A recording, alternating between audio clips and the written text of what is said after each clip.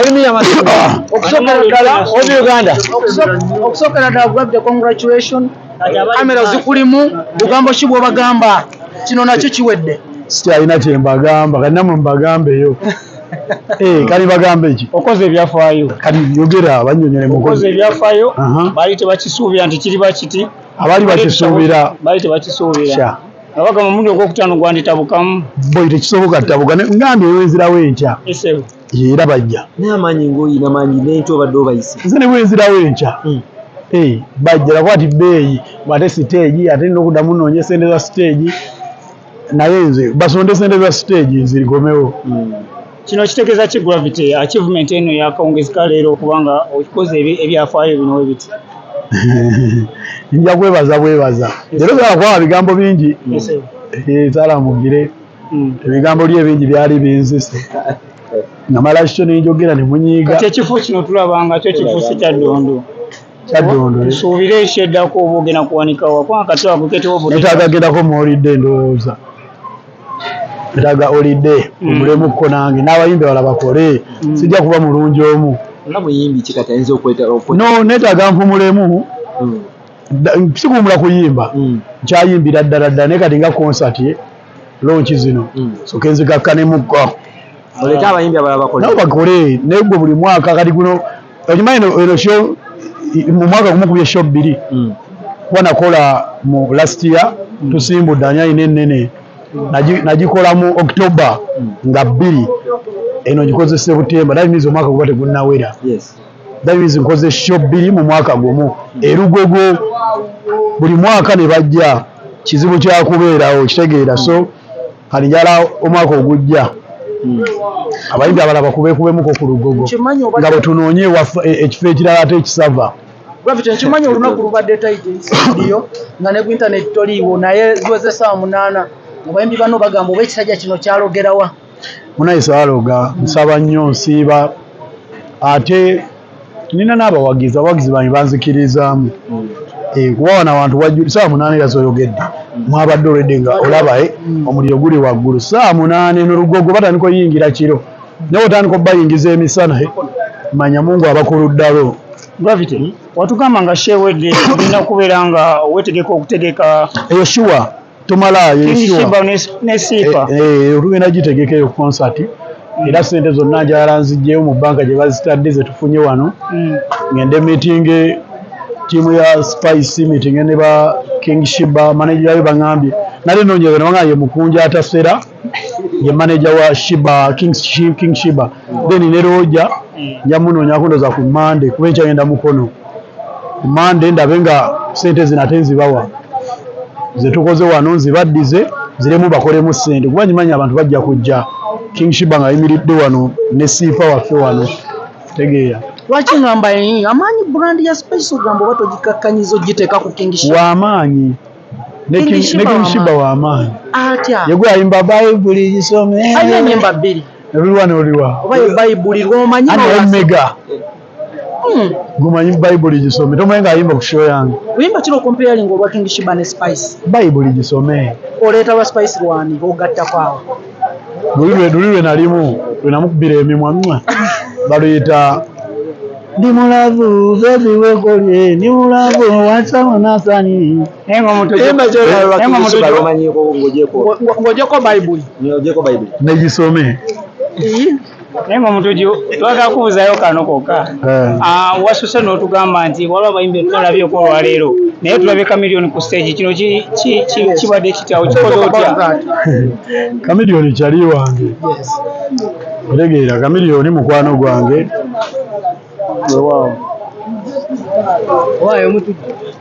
Gravity nga tuwumba Chameleon mukwano gwange era nsiimye nnyo kyankoledde kuba yampa drop nankolera najja ku lyaso zange nanangira buli kimu era mpoze ebbanja eddene lyesimanyi ngeri gye nja disasula. Gravity tulaba Yesu mwalinawo embiranyi ki ekibafudde bakyali essaawa zino ki ekibagasa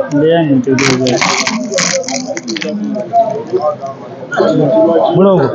abo nasoko bakwate mbuzi abaleka omukulu akola interview tafu Gravity tubaye tusaba oyogere ku nsonga ya mama Nabbanja okubeera nga labise kona ku lwaleero. Sikiri linda mu wamasoko munekuba Anti batu tetugenda kwekuba. mugenda kwekuba mbaleke musobe mulwanemu Isamu. owaye tubadde tusaba otangazeemu eggwe ne Chameleon mwalina embiranye etagambye tetuba nkona mbiranye twabangawo mbiranye wavaayo obutakkaanya babigithiraabo okusingira ddala Chameleon nze naye njala bazuukusaamu era tebazuukukamu bazuukuse kulambu kati disco bagikubira ddala waye amatalamuzo gemugalekekokko mulindeko gajjako emabegako twali tumanyi gwe ne big size bebe cool mwakwatagana era waliwo ne kakiripu nga muli mu studio mukola oluyimba musajja talabise oluyimba what happened aba bize naye aba bize ng'omuntu gwemanyi bangi abatalabise wano bantu bali mu apukantu abantu bali mu papo pate waliwo abali aluwa waliwo abayimbi bali mu kukola yamani ekyakuleetedde okutuusa enzijjayo ku stage eddaala ki amadaala agalinnya ku stage gamenyese nenga kati kampite mu bbanga ekya maama Nabbanja okulabikako ku show. yes you asked about that nkolagana ki gy'olina ne maama Nabbanja Gravity omutujju kuba buli muntu owulidde maama oyo maama wa buli omu so maama Nabbanja ani atamuyita maama Mama w'eggwanga. bama we bali kubeera na respect eyo maama Nabbanja mukwano gwange ate maama w'eggwanga era nga wulya mutumuyita maama so bw'omutugira muganja alojja onvimbiseemu nasalawo naye nakuvimbisaamu kyekyo tewali nnyo ati aliwo naye abayimbi nga bati okolagana n'abantu abali mu NRM we bati mu gavumenti maama Nabbanja talina ludda si wa NRM Papa Gravity principal yavuddeyo n'awanika muganda waffe Navio ne tulowooza nti nno abantu ke bamuwulirizaamu ennyo tebajja kujja principal tebakyamuwuliriza yawanisa ne yawanise Navio ekirungi oli kyaliwe long time aba alina omuteeka yamuvimbiseemu naawe n'amala n'akuteekayo oluvannyuma nange yantaddeyo ebyaddala naye ng'era kyakabi nnyo okubanga yasobodde okwenda osinga show yange naye wagiddeko obugambo butono nnyo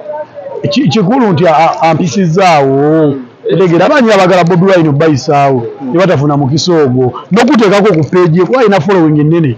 bw'ofuna omukisa ogwo n'akusuulayo busuuzi ne bwagamba yuuyo agolaba okubanga akupostinza alina enamba gyakwongeddeku bwenga Gravity abantu bano badde bakujja otegeera oba apostinze batapostinze baba bakujja luli tebajja kati wagamba takwata simu yazzeemu n'azikwata si alina simu ye Ogere ku nkolagana yo ne King Saha tumulabe nga keke esaliddwa wali eri maaso ge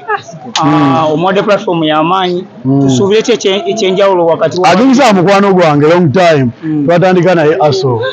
ale mungu n'atusaasira ffenna ne tubeerawo nga tuli strong kama naye naye alina show wano mu January nga 26 weekuumye otya mu industry ebyaddala oyo ya principal namba yaviiramu ddala abantu tebakawulidde wangi lwaki wajjamu enamba ya poliisi mu ssimu ye ate nga mukubiranga amasimu badde nga takwata ntondo nekimanyi muli bafala tomanya omumanyi ebibuuzo bwe mubuuza bya kidongo ate ki muba munoonya mawulire bwagagenda okubakolera bwebakuwaane mbw'oli wakabi naye bwebafala toba kyeyini gy'okuba ejja nakwokya obulago nina ekibuuzo kyange kyenjagala mukubuuza naye nekyeyini yo ate nkusaba ogijjemu ogakumpa kijjemu kino kigenda kwokya obulago yakikira banamawulire mulaga sigenda kuwa naye kijjemu jasi nkuwonya kansa oyo muyimbi twogere ku nsonga yakesa mu mapesa tumulabye nga okosa producer bakubaki lwaki no mumulwana webalenya ate nga muza bya show katono nnyo ensonga tuba twagala ziguke bulungi abantu tokusiza anko naye mukulu yayi skini kamatofali okola ku TV nze era ndi wa next media Gravity no naye wa next media kati mwerwana mbalabe twerwana kale blessings